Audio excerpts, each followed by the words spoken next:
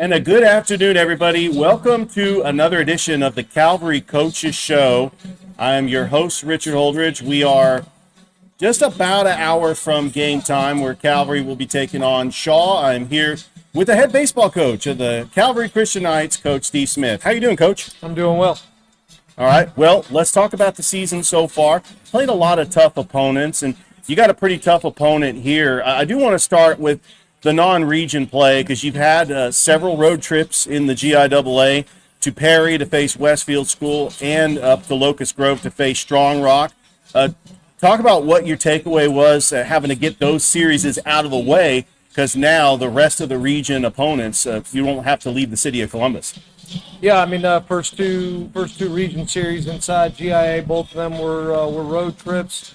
We were able to scratch and claw and take 2 out of 3 from both series. So, we're still in a pretty good position for the region. All right, you're 8-6, 4-2 in region play. What have you learned about your team you take game 1 in both series against Westfield School and Strong Rock here at home, but you had to turn around and play a doubleheader 1 week in Perry, split that series with Westfield School, and then you were able to split the series with Strong Rock. What was that road trip like and having to play a doubleheader? Yeah, I mean, the doubleheader, obviously it's a challenge when you're on the road and you're playing a doubleheader. When you're at home, it's a little bit easier, but I thought our guys did a really good job, especially in both series, losing game 2. In both of those games where we were leading in both of those and weren't able to hold the lead, to be able to come back and take game 3 in both series was really big for us. This team's very resilient. Offensively, we've really kind of been clicking on all cylinders for the last 2 weeks. So I think for us it was good. It was some good tests, and take both series I think was a good thing for us. Coach, I got to tell you, your non-region schedule, you play a lot of local opponents. Today's opponent is Shaw, which is a GHSA school. They're trying to fight for a playoff spot. What does this mean to play these local teams? I know a lot of these kids grew up playing with each other in Little League, but to come in and to face local talent here in Columbus, what does that mean not only for Calvary baseball, for the city of Columbus? Yeah, I mean, I think anytime, you got a lot of good baseball in the city of Columbus and always have. So anytime you can play the local opponents, I think it's, what people in the city of Columbus want to see, people from fans from both schools. So it's just good. I think it's a good thing for us to be able to do that. You're seeing that a lot more with all the schools in the area, especially with Glenwood now starting to play, more of the local schools, and then with the ability to be able to play public schools in Alabama, which opens up a lot for the GIA teams, and obviously Glenwood moving into the Alabama high school. So I think it's good. I think it's good for baseball in the area.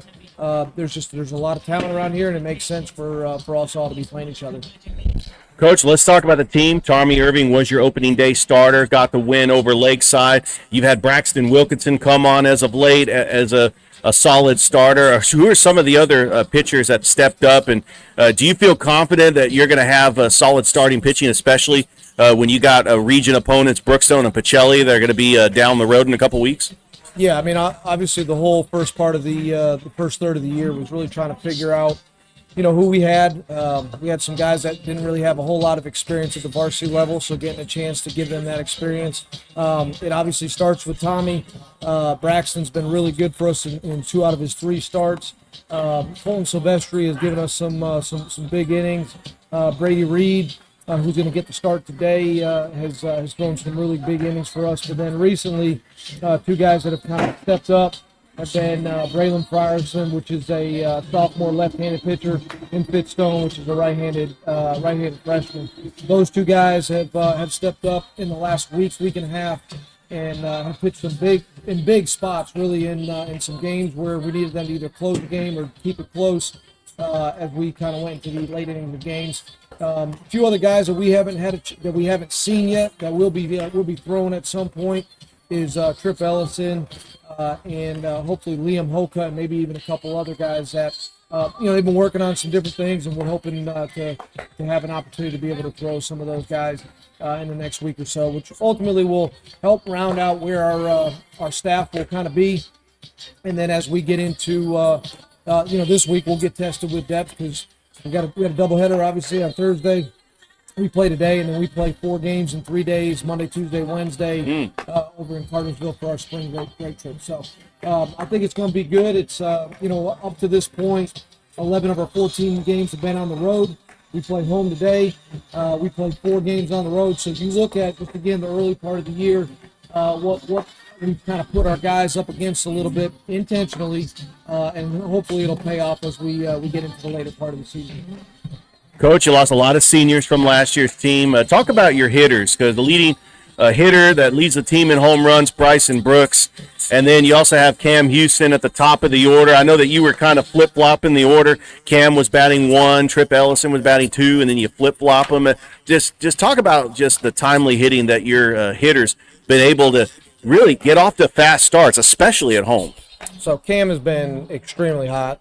We moved him into the 2-hole for a couple different reasons, and really to not even necessarily use the 2-hole in the traditional 2-hole sense. And really, since we've done that, we haven't scored under 7 or 8 runs in the last 6 games. And so, our offense has been good. So Tripp in the 1, Cam in the 2, Bryson obviously in the 3, and then we've got a lot of guys that are really starting to put together, good numbers so far at this point in the season. Tommy's starting to figure some things out. Jackson Kennedy, Liam Hokut, Brady Reed's had some big at bats. I mentioned Fitzstone earlier, Jay Smith, and then we've got some guys that haven't really had an opportunity yet this year, and really it's been mostly because just kind of the margins in our games haven't really allowed us to do that. But our plan is we've got another 3 or 4 guys that coming into this year we're really excited about that. We're hoping over the next couple weeks, we can open some things up a little bit, get some of those guys in there. Another one I didn't mention, he's kind of been in our 4 and 5 and 6 hole, has been Nate Osborne, who's had some really big games, some big at-bats. Those guys, we feel like with our offense, we're going to put up runs, and really it comes down to are we going to be able to catch and throw the baseball, and then for our pitchers, just giving us an opportunity to keep us in games. So we like where we're at. There's been some frustration throughout this season, but with a primarily inexperienced team, we knew there was going to be some challenges. And again, we weren't just wanting to have a good season. We're wanting to make a strong postseason run. So that's really why we set up the first part of the schedule for this year in that manner, was that if we're going to try to do something in the postseason, this team needed to be tested, and I think it's already started to pay off, especially when we've been down in several games in this group, the ability to fight back, or when we've maybe blown a lead, coming back and still being able to try to finish a game. So we're just excited about where we're at next week with spring break, and hopefully we can really get on a roll. Coach, let's talk about this upcoming matchup against Shaw. Shaw's got a lot of confidence after defeating Spencer last night, 17-0. They're a team that it looks like they're going to make the playoffs in their region, along with Columbus, Jordan, and Hardaway. They've got the 2 top players on their team, Kingston Long, who's leading the team in batting average, and Kingsley Long, who's got 4 home runs on the season.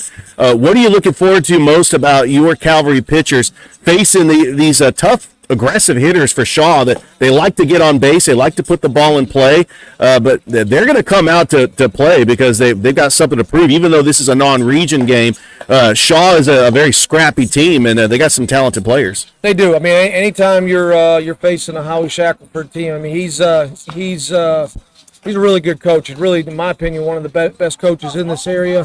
And he's always done a lot with Shaw. When the 2 boys were over at Carver, you could tell as freshmen that they were going to be really, really good. And obviously, as the 2 of them have come over to Shaw, I feel like Howie's done a really good job with both of them. But they got a lot of talent on that team. I think they've got 12 wins so far this year. And those guys have hit. So, just looking forward to seeing them up close in person, because really I've only seen them, just keeping track with teams on Game Changer and stuff. So looking forward to getting an opportunity to see them today.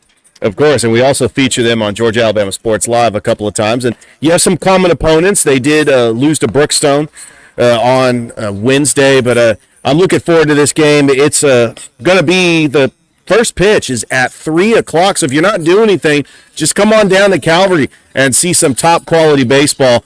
Two talented teams up in northern Columbus. Coach, obviously you follow baseball around this area.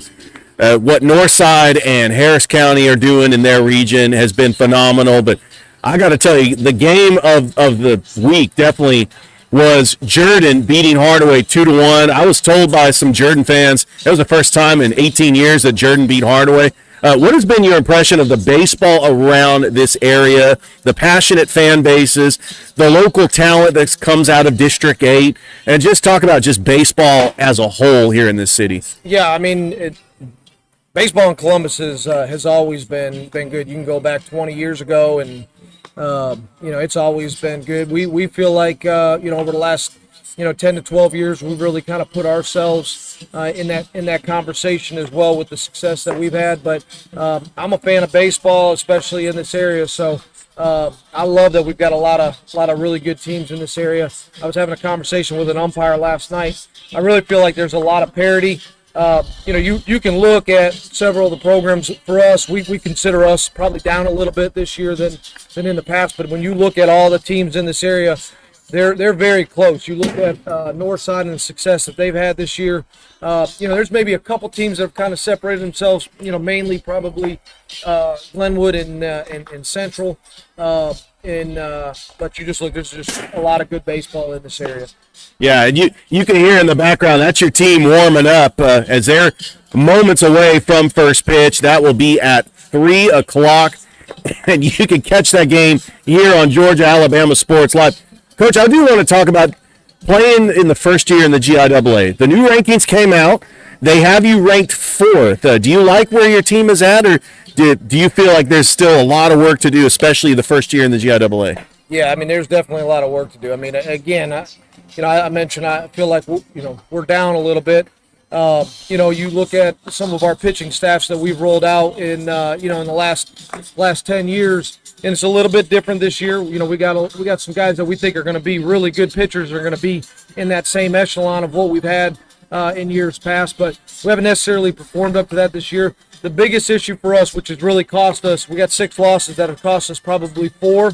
And really, you can probably make the case that we would have been in 1 or 2 of the other games, has been our defense. If our defense starts to shape up and gets back to where we typically play at, we'll be completely fine. So you look at the difference of being 12-2 versus being 8-6. It's a big difference, and we understand that. But again, our whole thing is at the back third of the season, we want to be playing our best baseball. So, we got a lot of things for us to be able to continue to keep working on to improve, which like you have in every year. But this year specifically, I think we can clean that up, and more guys continue to develop as they get opportunities.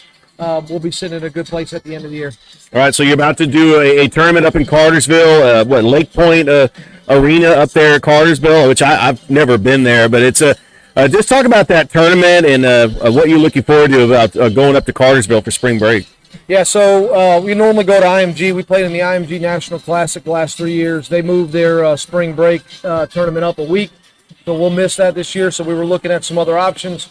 We're going to go to Lake Point, which for those that are involved in travel ball obviously know PBR and Perfect Game. That's kind of been the facility that they've used for those large tournaments. There's going to be a talented group in there. Redan, which I think they might be 2A now. They won a state championship a couple years in Georgia. Mm-hmm. They'll be in it. Coffee County, which is either a 6 or 7A, we'll play them Tuesday night. And then there's 3 or 4 teams from the Chicago area, really talented. A couple of them are undefeated so far this year. They've got one of the top pitching prospects in the country. He's a left-handed pitcher, 95 to 100. We'll be playing them. So, again, just looking to put our guys in opportunities to compete against some of the best, obviously not only locally, but also nationally as well. So we're looking forward to that opportunity. And by the way, you'll take on this Shaw team one more time. It will be at Shaw, and then you get ready for region play again, April the 15th against Brookstone, and then closing out the season against Pacelli. And then you have a doubleheader against Heritage as well. So I'm really looking forward to how the season's going to play out, Coach. And I just want to say good luck. I know the goal is to get to Synovus Park because that's where the GIAA State Championship is going to be held. May 29th through the 31st. I know that's what's on everybody's mind, and I wish you the best of luck on your team, and good luck today against Shaw. Thank you. I appreciate it. All right, that is the baseball coach of the Calvary Christian Knights, Coach Steve Smith. Thank you for tuning in to another edition of the Calvary Coaches Show.